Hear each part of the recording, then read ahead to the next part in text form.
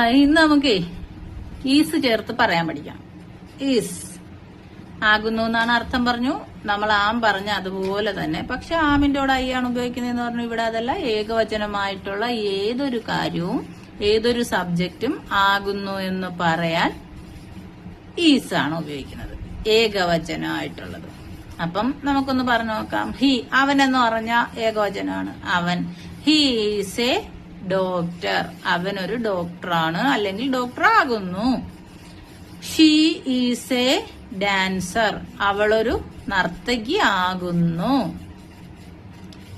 It is a book, ഇതൊരു book ആകുന്നു. That is a cat, അത് ഒരു പൂച്ചയാകുന്നു. This is a black paper, ഇതൊരു കറുത്ത പേപ്പർ ആകുന്നു. പറഞ്ഞ മനസ്സിലായോ?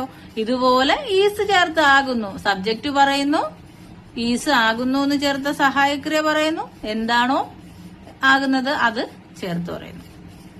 He is a doctor, she is a dancer, അല്ലെങ്കിൽ ഷീ ഈസ് എ സിംഗർ.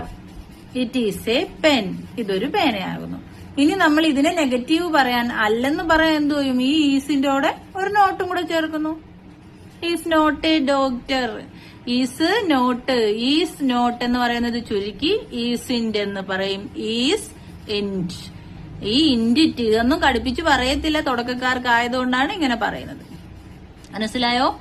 ഈസിന്റ് എഴുതുമ്പോ എങ്ങനാ? ഈസ് എഴുതി അപ്പോസ്ട്രോഫി ഇട്ട് ടി എഴുതും. ഈസിന്റ്. അപ്പം ഷീ ഈസിന്റ് എ സിംഗർ, അവളൊരു പാട്ടുകാരി അല്ല. ഷീ ഈസിന്റ് എ ഡാൻസർ, അവളൊരു ഡാൻസർ, നൃത്തക്കാരി അല്ല, നർത്തകി അല്ല. This is not a black pen, ഇതൊരു കറുത്ത പേന അല്ല. That is not a cat, അതൊരു പൂച്ച അല്ല. ദിസ്, ഇത്, ദാറ്റ്, അത്, ഇതൊക്കെ നമ്മൾ പഠിച്ച വാക്കുകളാണ്. ഈ വാക്കുകളൊക്കെ കുറെ നമ്മൾ പഠിച്ചിട്ടുണ്ട്. അന്ന് ഇതൊക്കെ പറഞ്ഞ എന്തിനായിരുന്നു? ഇതുപോലെ സെന്റൻസ് ഉണ്ടാക്കാൻ വേണ്ടിയിട്ടാണ് പറഞ്ഞത്. ഇനി നമുക്ക് എന്ത് ചെയ്യാം? പോസിറ്റീവ് സെന്റൻസ് പറഞ്ഞു, നെഗറ്റീവ് സെന്റൻസ് പറഞ്ഞു. ഇനി നമുക്ക് ഇതിനെ ചോദ്യമായിട്ട് എങ്ങനെ എഴുതാന്നറിയോ? പറയാൻ പറ്റുമെങ്കിൽ ഒന്ന് പറഞ്ഞോ, എന്നാലും ഞാൻ പറയാം. ഈസ് ഹി എ ഡോക്ടർ, അവൻ ഡോക്ടറാണോ? അവനൊരു ഡോക്ടറാണോ? ആദ്യം എന്തെഴുതും? ഹെൽപ്പിംഗ് വെർബായ ഈസ്, ആകുന്നു എഴുതും. ആകുന്നു എഴുതിയതിനു ശേഷം സബ്ജക്റ്റ് കർത്താവിനെ എഴുതും. അത് കഴിഞ്ഞ് ബാലൻസ് എഴുതും.